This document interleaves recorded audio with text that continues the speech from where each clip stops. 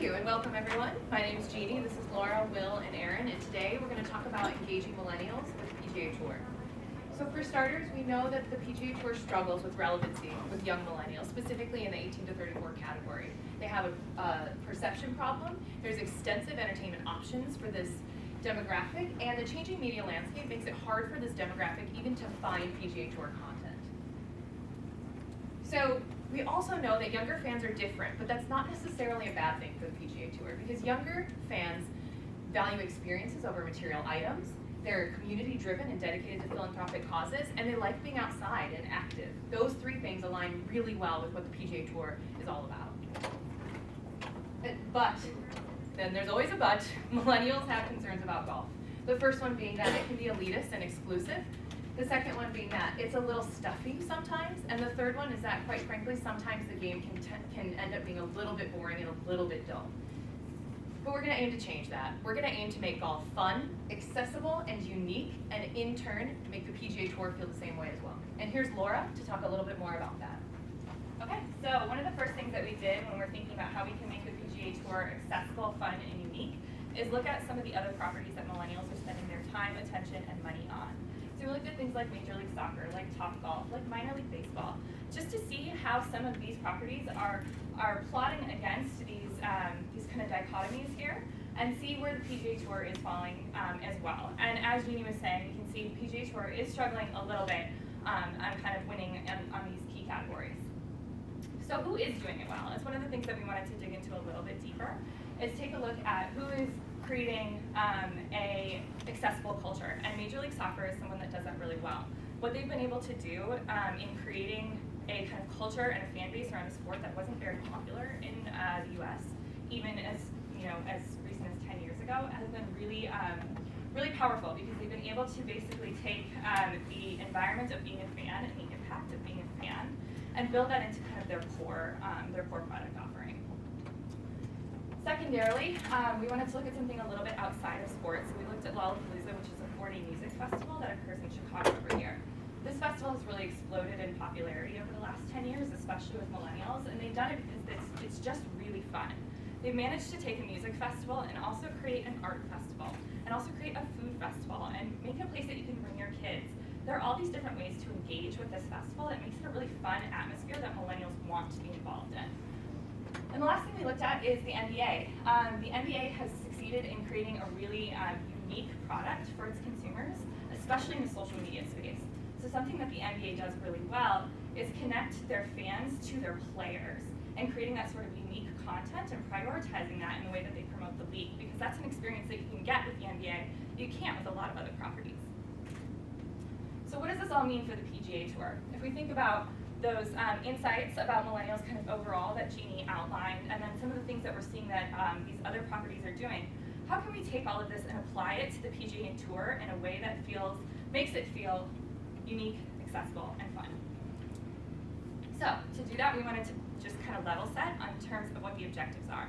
You guys gave us a great list of objectives to look at, and what they really boiled down to is kind of 2 overarching objectives and a couple of sub-objectives underneath those. The first one is really to build the tour's social media base, and this is about adding to the follower count of all of our social media channels, but also making sure that we're engaging with the fans that are already there, making sure that the content that's there is something they want to engage with.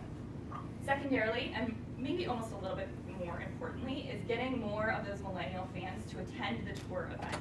So this is driving first-time attendance at those events, encouraging repeat attendance at those events, and also maximizing the amount of time and money that they're spending with us. So Jeannie took a look at some of those overarching millennial insights, but we're all millennials, and we know that 18 to 34 years old is a pretty wide age range. You have a lot of different people in that space.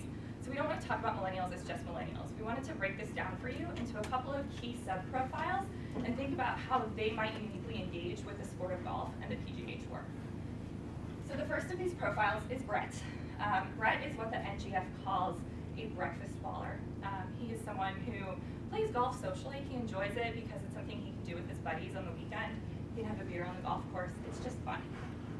We also have Marissa. Marissa is on the younger end of this age spectrum. She's maybe in her mid-20s, and she's really in that sort of C&B scene space. She attends these sort of big sporting and entertainment events, because there's something that really lends to her lifestyle. The kind of social status and the social currency that she gets from the photos at these events and from being at these events is really powerful for her. She wants her friends to know how much fun she's having at these. The last is Marcus. And Marcus is at the older end of this millennial spectrum, and he's a parent. A lot of millennials are already parents. But just because Marcus grew up and had a kid doesn't mean he wants to stop having fun. Marcus wants to make sure that he's still living his lifestyle in the way that he wants to, but also being that indulgent dad that can bring his kid along and make sure his kid is having fun as well. So if you think about those three key sub-profiles and how they can really start to engage with the game of golf and the PGA Tour specifically, there are three entry points that they can come into this fan journey. And you see that this is a circle, not a linear event, because each of these are entry points that people can come in and they can kind of feed into each other in multiple directions. But the first is just kind of love of the game. So golf is a relevant part of their life. Maybe this is someone who played golf in high school or potentially just watched golf with her dad on Saturday afternoons growing up. It's a relevant part of her life. The second is through follow. And this is really about following PGA Tour and professional golf specifically. So these are people who watch the majors, who know a couple of the main golfers, and who are probably still fans of Tiger.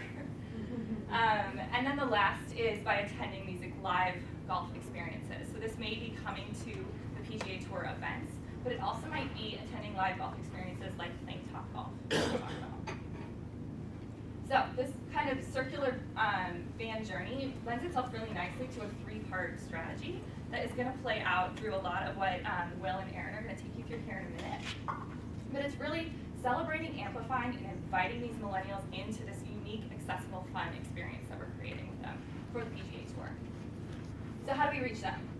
Our marketing plan is going to develop a platform that ignites long-term growth for the PGA Tour. It's an ownable platform for the PGA Tour that's going to be activated through multiple strategies and tactics to attract those younger fans. So the strategies are really what we were just talking about. Celebrating the aspirational nature of golf, amplifying compelling content to drive that narrative, and inviting them into these kind of unique, fun, interesting experiences with the PGA Tour. We want to spend 1 second to talk about what that overarching platform is, because that's going to be the red thread that you'll see through all of these strategies and activations that my colleagues are going to take you through here. And it's really, I think, one of those important ways that we're making this feel unique, fun, and accessible. And this platform is outside the ropes. So we know that at these golf tournaments, at these PGA Tour events, inside the ropes is where the actual game happens. It's where the pros play, and that's something we don't want to touch because that is really an important part of the PGA Tour. That gameplay is what is really celebrating the history and the legacy and the prestige of the game of golf. We don't want to touch that. Everything that's outside the ropes is where the fun happens. This is where we are making an accessible environment and a unique environment that these millennials can come and be a part of. So, how are we going to do this with outside the ropes? We're going to celebrate, amplify, and invite. And Will is going to take you through our first strategy. Sure. So as she just indicated, we'll be talking immediately about how we're going to celebrate love and passion for golf. And the first way we're going to do that is, I'll talk a little bit about Topgolf real quick.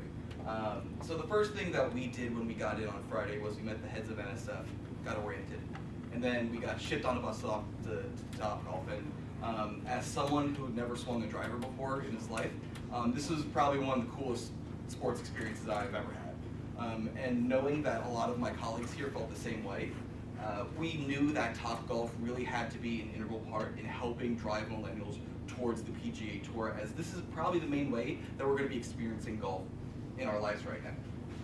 And so right now, Topgolf's involvement with the PGA Tour is a little shallow. So what are they doing? Sure, they're showing some PGA Tour content, maybe they're having some media events or pairing parties. What we really want to do is want to be able to take a journey from people learning about the game of golf at Topgolf and then directly getting involved with the PGA Tour in some capacity. And the way that we want to do that is through Topgolf's Topgolf U platform. What this is their program where they teach people how to play.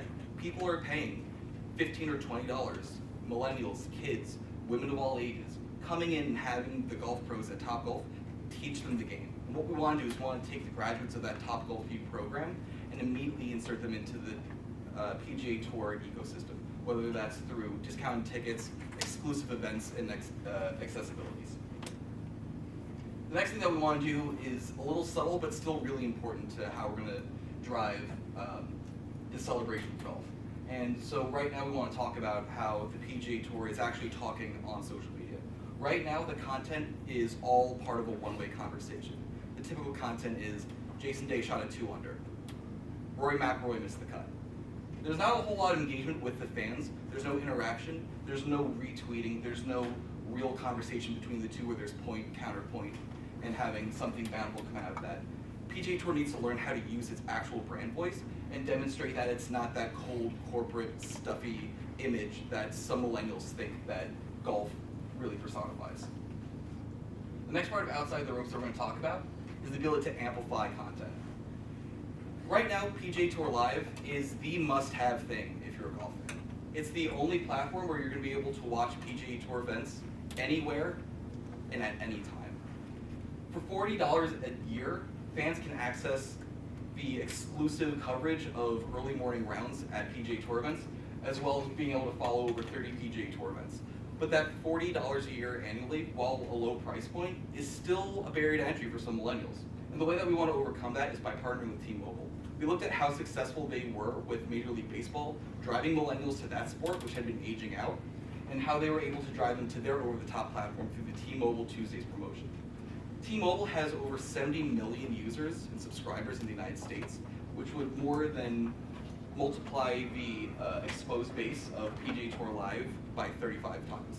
And so we think if you don't think you're going to get any sort of boost from 70 million people all of a sudden having considered free access to your platform, well, we don't really know what to tell you. The next thing we want to talk about is podcasts. This is the way that really millennials are getting their really nitty-gritty, authentic content. The people who are hosting these shows like the Clubhouse with Shane Bacon or Shack House are the people who are having the same kind of conversations that these golf fans are having with their friends at the bar or at home or on the course. What we want to do is we want to insert the PGA Tour into these conversations, become a buyer, buy 30-second media spots during these podcasts. What we want to do is we want to leverage the popularity of these podcasts to help push discount access codes, which are easily trackable to the user, and you can see in real time and immediately what the redemption rates are and how effective this buy really is. And if we're actually going to show a good use case, SeatGeek is able to use one activation and turn that one spot into $40,000 in ticket revenue. It's an entirely efficient, incredibly successful activation strategy. The last way that we're going to activate this is through creating social content centered around our philanthropic causes. So the PGA Tour, huge on philanthropy, and with each of the 40 different PGA Tour events, there are different causes associated with them. So we want to create 90-second video pieces that we're able to push out on social media and really share what we're doing for the communities. We're going to help draw in the millennials that feel that everything needs to be tied to some cause. They want to help their community, and this gives a tie to how they're able to attach to the PGA Tour in that sense as well. And to help talk about how we're going to invite millennials out to these events, I'm going to hand it off to Aaron. All right, thanks, Will. So yeah, the last piece of this is getting out to the course itself, and how do we get those objectives that we were talking about of getting fans to the course, getting them to come back, and getting them to spend more time and money with us. So first we want to start with our always-on engagements. And these are things that we think are must-haves at every tournament. We know the PGA Tour did a great job in 2017 introducing its app at the Players' Championship and at the Next Level Championship. But the next step for them needs to be that this is an everyday thing. It's something that millennials expect. They expect to have access to Wi-Fi. They expect to have a technology-enhanced experience. They expect to be using their smartphone and it be part of their experience anywhere they go. So while that's extremely important for them, it might even be more important for us because this is the best way that we can collect data on who these millennials are, these millennial golf fans that are coming out to us and engaging with us, and understand how to better track them and retarget them. That's through making them like our Facebook page in order to get onto the Wi-Fi, or through creating deals with Samsung Pay and Apple Pay to collect data and swap data on how they're making purchases and that sort of thing.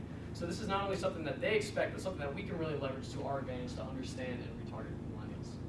Next is to bring in a little local. We understand that the PGA Tour is a national and international property, and that's really great, but part of the excitement about going to a sporting event is celebrating your local town, and for a PGA Tour fan, your one chance is your local tournament. So yes, there's the destination aspect that we think a lot of these tournaments have, but bringing in the local food, the local beer and wine, the local merchandise, a bit of a tie to make it that homey piece, brings that culture piece that the millennials are really looking for beyond the expectation of just what's going on inside the ropes. Bringing that culture part to the outside of the ropes is really important as well. And last is that custom social media opportunities. In this day and age, Snapchat geo filters as well as Instagram filters are a must-have. The social currency piece is, again, really extremely important to enhancing the experience for the millennials who are coming, but it's also really important in enhancing the image of the PGA Tour and helping them be that social influencer that we're looking for. In addition to people we're paying to help promote us, we need to have our fans help promote us as well. And the next is these FOMO-worthy tournaments, so the fear of missing out. So I know a lot of us know about the Waste Management Open in the 16th green. It's the loudest hole in golf. Fans line up for their tickets at 4 a.m. and to get to the 16th hole, they sprint in. They may not see someone tee off until 11 a.m. They'll sit there for 7 hours. So how do we create that excitement and that buzz around other tournaments organically? So for the 2018 and 2019 season specifically, we at the league are going to invest heavily in these two tournaments that I have up here to showcase as a toolkit how these other tournaments can create a hook that brings in people to make their event special and unique.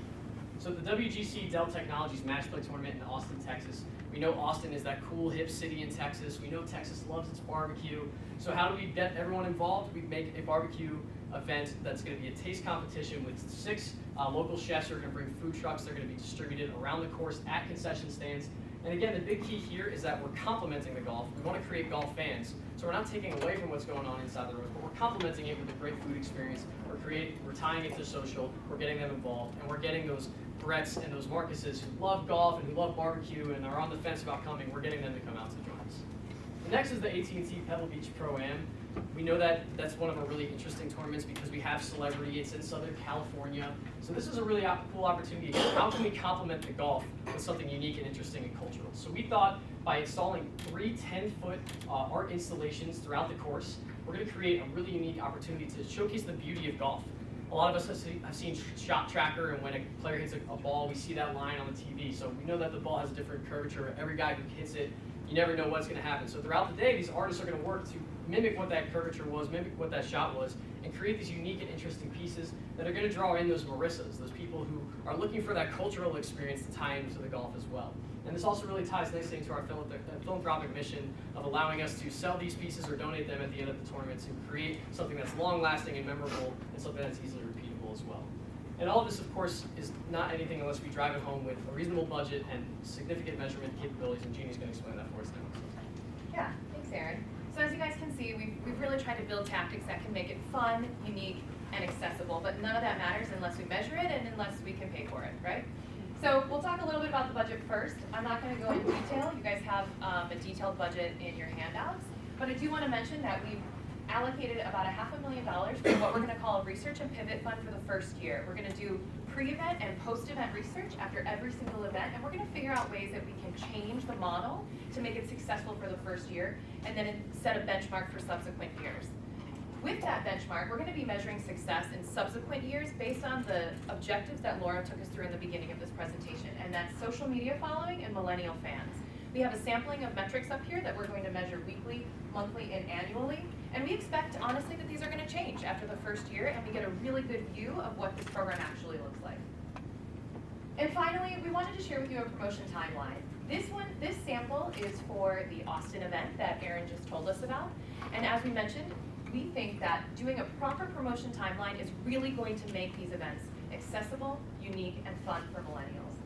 And I think, the last thing we want to say is that reaching millennials is really going to be the cornerstone for the PGA Tour to create a sustainable competitive advantage for future growth.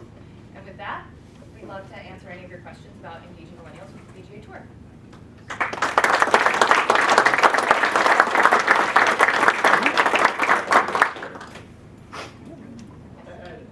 About the objectives.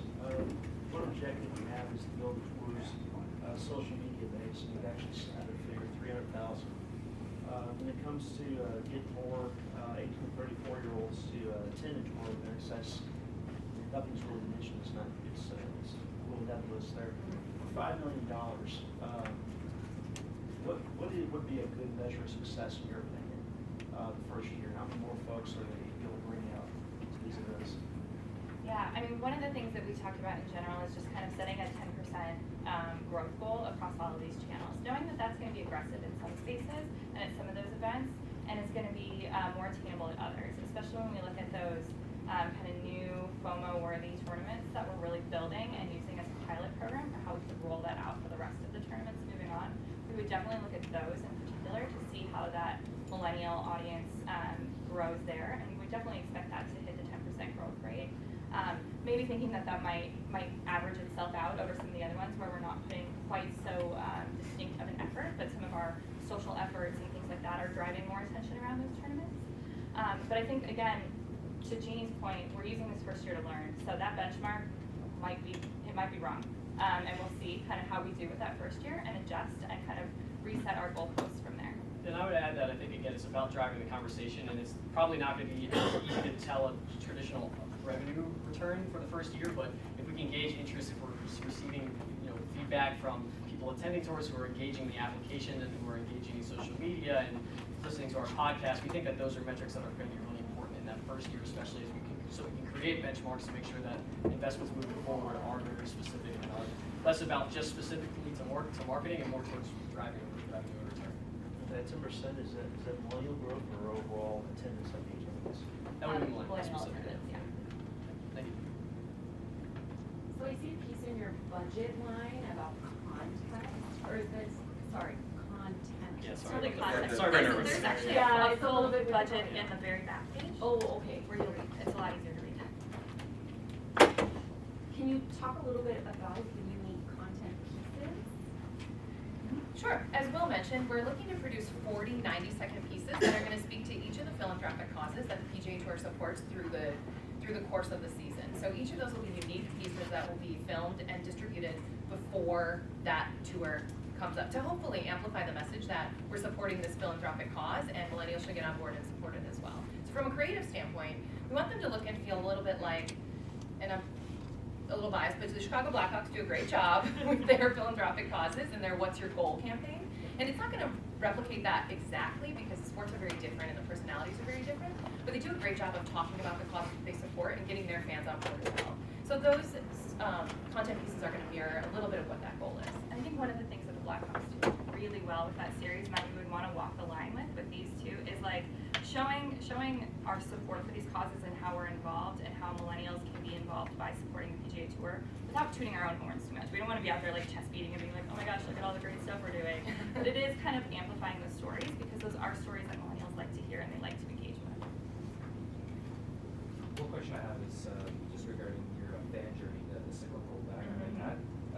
One of the KPIs it says that is you're trying to go after casual fans and fans of the other pro sports, but your journey seems to focus on people where you start off with golf is relevant to my life, but let's just say I'm a fan of NBA and I don't play golf or follow golf, you're excluding me even though I'm supposed to be incorporated within your strategy. Yeah, I mean, I don't think you're necessarily excluded. I think you could come into some of those, you could come into that circle in maybe the attend section. So maybe you've got a buddy who wants you to come to Topgolf for your birthday, and then all of a sudden you're on the spectrum.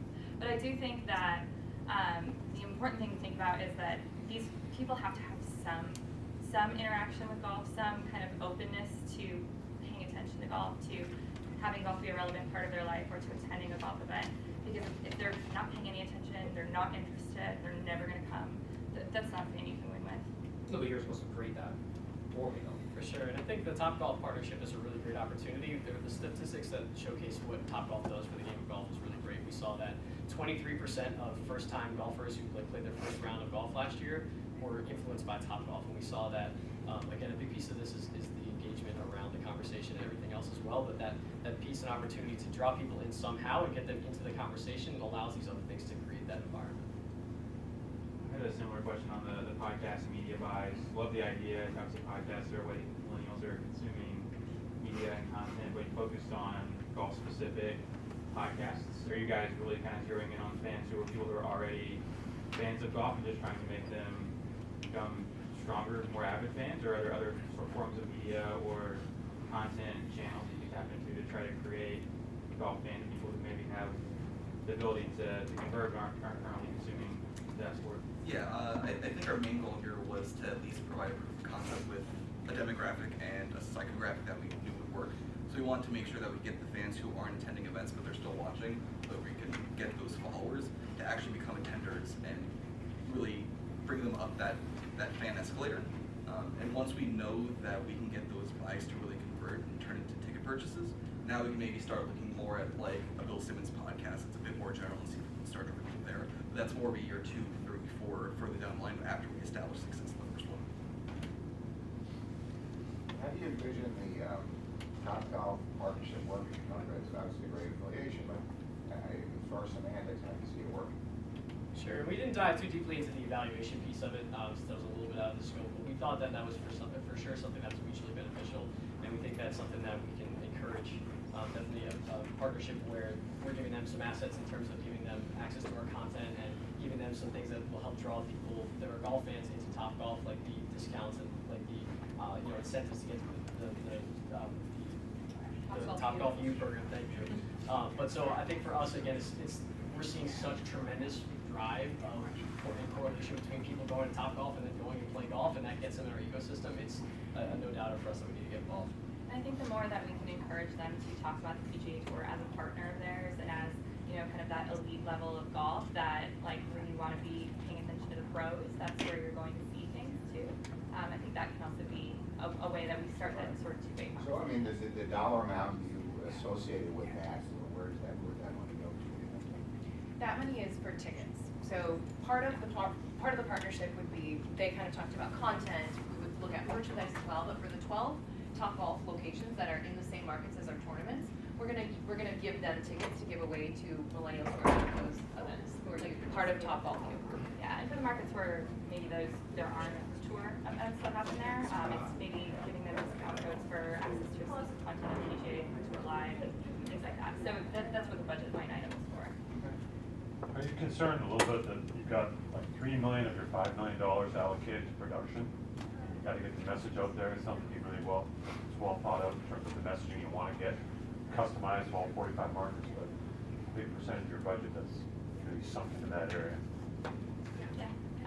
Yeah, I think that's a great point, because a lot of times people think of, you know, commercial dollars as non-working dollars.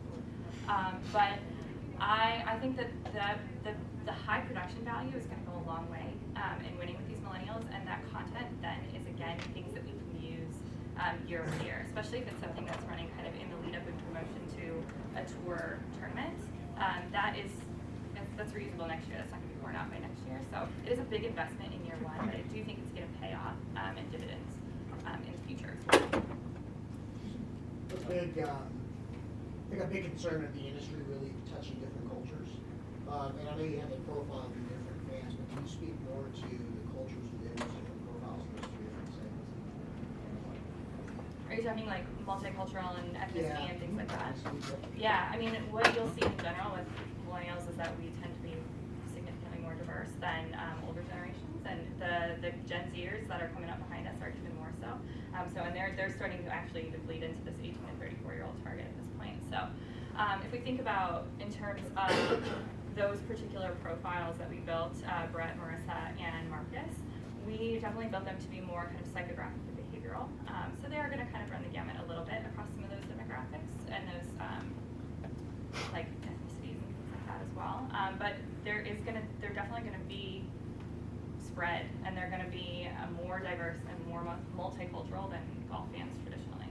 Just on that point though, I mean, there's not a one-size-fits-all approach when it comes to multicultural marketing. Of course not. That. Yes, Right. absolutely. So this kind of plays into that whole toolkit idea that we have for these various tour events. So maybe for whatever reason, the barbecue spotlight that's happening in Austin doesn't appeal to one particular ethnic group.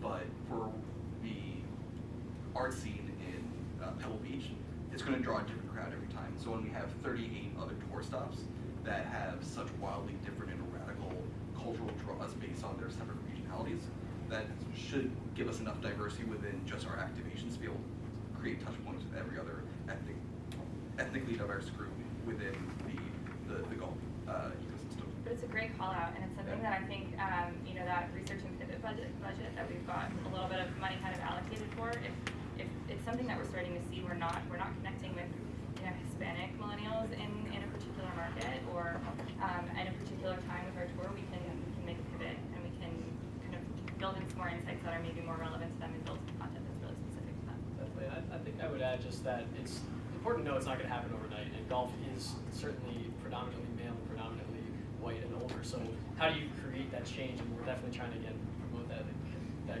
culture of inclusivity and acceptance and making it more appealing to a new audience. And this is a new uncharted territory for the PGA Tour, but it's something that we want to try to drive towards. Judges, time for one more question. I got a question.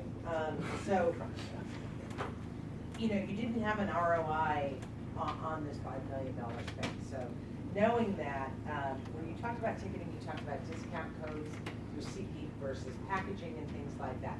Ultimately, where would you go with the ticketing to kind of pay for this initiative? Well, we know right now the PGA Tour has a deal with Ticketmaster, so that would ultimately be who we're partnering with. And SeatGeek was just an example that we used as a potential podcast partner that was that had seen some really great ROI Case study. as a case study, Yeah. really for using an example.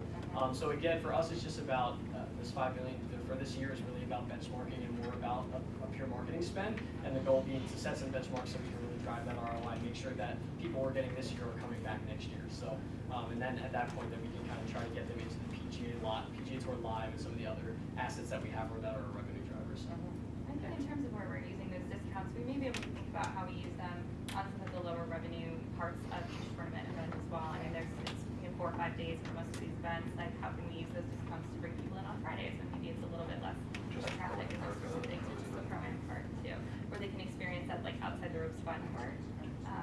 That might make them want to come back and maybe pay the full price ticket for the Saturday round or the Sunday final round next round. With that, everybody.